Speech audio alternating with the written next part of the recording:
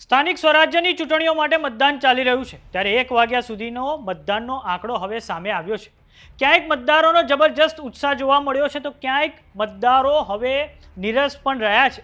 વાત કરીએ 15 મહાનગરપાલિકાઓની તો તેમાં સૌથી વધારે વોટિંગ મોરબીમાં જોવા મળ્યું છે, જ્યાં રાજકારણમાં આક્ષેપબાજીઓ અખંડ દીવાથી લઈને બંદૂક સુધી પહોંચી ગઈ હતી અને સૌથી નીરસ મતદારો આજે અમદાવાદ શહેરના રહ્યા છે। તો આવો જાણીએ સમાચાર વિસ્તારથી। નમસ્કાર, જમાવટ સાથે હું છું પાર્થ।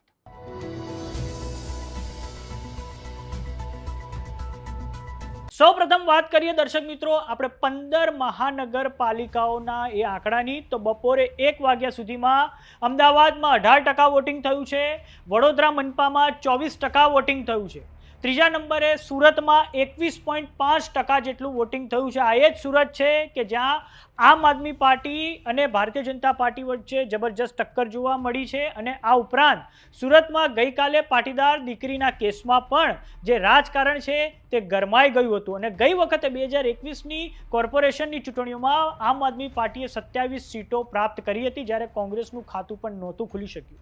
વાત કરીએ રાજકોટ મનપાની તો રાજકોટ મનપામાં બપોર 1 વાગ્યા સુધીમાં 21.5% જેટલું મતદાન નોંધાયું છે। ત્યાં વોર્ડ નંબર 15 કે જે કોંગ્રેસનો ગઢ છે, 2021માં કોંગ્રેસ આ વોર્ડ નંબર 15માં સીટો જીતી હતી ને હવે આજે વોર્ડ નંબર 15માં પોલીસે કોંગ્રેસના જે 20 કાર્યકરો છે તેમની અટકાયત કરી છે। વાત કરીએ જામનગરની તો જામનગરમાં 21.5% મતદાન થયું છે। વાત કરીએ ભાવનગરની તો ભાવનગર મનપામાં પણ 24% મતદાન થયું છે।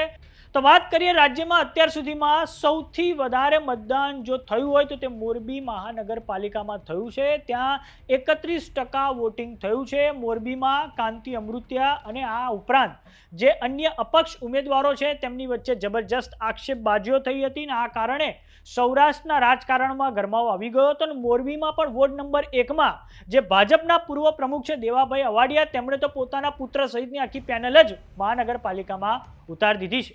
આ પછી વાત કરીએ મહેસાણાની તો મહેસાણા મનપામાં 30% વોટિંગ થયું છે, નડિયાદમાં 28.5% વોટિંગ, નવસારીમાં પણ 28.5% વોટિંગ થયું છે અને વાપીમાં 28.5% જેટલું વોટિંગ નોંધાયું છે। આ પછી વાત કરીએ કરમસદ આણંદની તો 28% વોટિંગ થયું છે, સુરેન્દ્રનગરમાં 22%, ગાંધીધામમાં 21% અને પોરબંદરમાં 21% વોટિંગ બપોરે 1 વાગ્યા સુધીનું થયું છે। સૌથી વધારે મતદાન કયા જિલ્લા પંચાયતોમાં થયું છે તો તેમાં નર્મદા જિલ્લા પંચાયતમાં સૌથી વધારે વોટિંગ થયું છે, 45% જેટલું વોટિંગ થયું છે। આ પછી વાત કરીએ નવસારી જિલ્લા પંચાયતની તો ત્યાં 38.5% જેટલું વોટિંગ, મોરબીમાં 38% વોટિંગ, ગાંધીનગર જિલ્લા પંચાયતમાં 36% વોટિંગ, સાબરકાંઠામાં 36% વોટિંગ થયું છે। હવે એ પણ જાણીએ કે કઈ જિલ્લા પંચાયતોમાં ઓછું વોટિંગ થયું છે, ઓછું મતદાન નોંધાયું છે તો બોટાદમાં 28.5% જેટલું વોટિંગ થયું છે, રાજકોટમાં પણ 28.5% જેટલું એ જિલ્લા પંચાયતમાં વોટિંગ થયું છે, ભાવનગર જિલ્લા પંચાયતમાં 28% જેટલું વોટિંગ થયું છે, છોટા ઉદેપુરમાં 27%, જ્યારે પોરબંદરમાં 24% જેટલું વોટિંગ થયું છે। આમ ક્યાંક મતદારોનો જે મિજાજ છે તે આક્રમક છે તો ક્યાંક મતદારો નિરસતા દાખવી રહ્યા છે।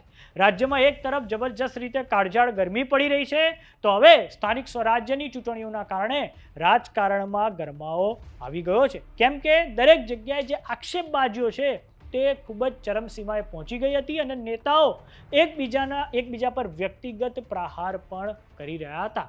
તો હવે તો પરમ દિવસે એટલે કે 28મી તારીખે ખબર પડશે કે ગુજરાતના મતદારોએ કયા પક્ષ પર પોતાની પસંદગીનો કળશ ઢોળ્યો છે। તો સમાચારોમાં અત્યારે બસ આટલું। જોતા રહો જમાવટ। જો તમે અમને યુટ્યુબ પર જોઈ રહ્યા તો સબસ્ક્રાઇબ કરો, જો તમે અમને ફેસબુક પર જોઈ રહ્યા તો ફોલો કરો, સાથે જ અમારી વોટ્સએપ ચેનલ આવી ગઈ છે, જોઈન કરવાનું ના ભૂલતા।